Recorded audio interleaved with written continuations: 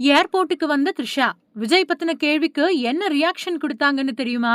குந்தவைக்கு சரியான கல் நெஞ்சம்தான். விஜயும் த்ரிஷாவும் ஒரு கல்யாணத்துக்கு ஜோடியா கலந்துக்கிட்டது பெரிய விவாதத்தை ஏற்படுத்துச்சு. சங்கீதா தன்னோட மனுவுல குறிப்பிட்ட நடிகை பத்தி எங்கேயும் விவாதங்கள் அனல் பறந்துட்டு இருக்கக்கூடிய சூழல்ல 2 பேரும் அப்படி செய்யறத பெரும்பாலானவங்க விரும்பவே இல்ல. திரைத்துறையோட உள்ள இருந்தும் வெளியே இருந்தும் அவங்களுக்கு எதிர்ப்புகள் தான் வலுத்துக்கிட்டு இருக்கு. முக்கியமா த்ரிஷாவை எல்லாருமே சரமாரியா விமர்சனம் பண்ணிக்கிட்டு இருக்காங்க. தமிழ் சினிமாவுல முன்னணி நடிகைகள்ல ஒருத்தரான த்ரிஷா இப்பவும் பிஸியா நடிச்சுக்கிட்டு இருக்காங்க. அடுத்ததா சூர்யாவுக்கு ஜோடியா கருப்பு படத்துல நடிச்சு முடிச்சிருக்காங்க. அநேகமா தமிழ்நாடு சட்டப்பேரவை தேர்தல் முடிஞ்ச பின்னாடி படம் ரிலீஸ் ஆகும் அப்படின்னு தெரியுது. இந்த படம் தவிர்த்து தெலுங்குலயும் அவங்க சில படங்கள்ல கமிட் ஆகி இருக்கிறதா சொல்லப்படுது. இப்படி அவங்களோட கெரியர் பிஸியா இருக்கக்கூடிய நிலையில விஜய் விவாகரத்துல அவங்களோட பேர் தலைப்பு செய்தியா மாறி இருக்கு. அதாவது விஜய் கிட்ட இருந்து தனக்கு விவாகரத்து வேணும் அப்படின்னு கேட்டிருந்த சங்கீதா தன்னோட கணவர் நடிகை ஒருத்தர் கூட திருமணத்தை மீறின உறவுல இருக்கிறதாவும் குற்றம் சாட்டியிருந்தாங்க. எல்லாருமே அந்த நடிகை யாரு அப்படின்னு தேடல்ல ஈடுபட்டுக்கிட்டு இருந்தாங்க. சிலர் த்ரிஷா மேல சந்தேகப்பட்டாங்க. நிலைமை இப்படி இருக்க திடீர்னு விஜயும் த்ரிஷாவும் ஒரே கலர் டோன்ல ட்ரெஸ் போட்டுக்கிட்டு கல்யாணம் ஒண்ணுக்கு ஒரே கார்ல வந்து இறங்குனாங்க. அது எல்லாருக்குமே அதிர்ச்சியை தான் கொடுத்தது.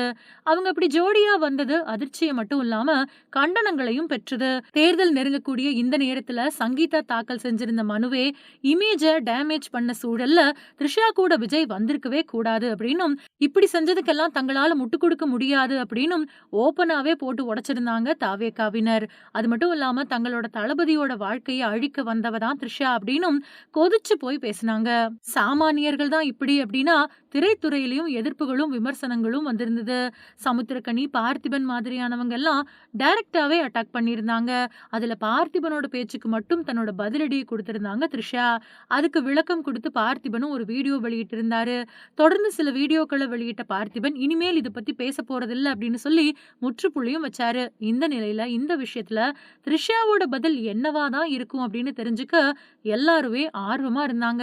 இப்படிப்பட்ட நிலையில தான் அவங்க சென்னை விமான நிலையத்துக்கு வந்திருக்காங்க. அப்போ அவங்கள சூழ்ந்துகிட்ட செய்தியாளர்கள் விஜய் கூட கல்யாணத்துல பங்கெடுத்ததை பத்தி கேள்வி மேல கேள்வி கேட்டிருக்காங்க. ஆனா எதுக்குமே அசைஞ்சு கொடுக்காத த்ரிஷா எந்த விதமான ரியாக்ஷனும் கொடுக்காம மௌனமாவே கடந்து போயிட்டாங்க.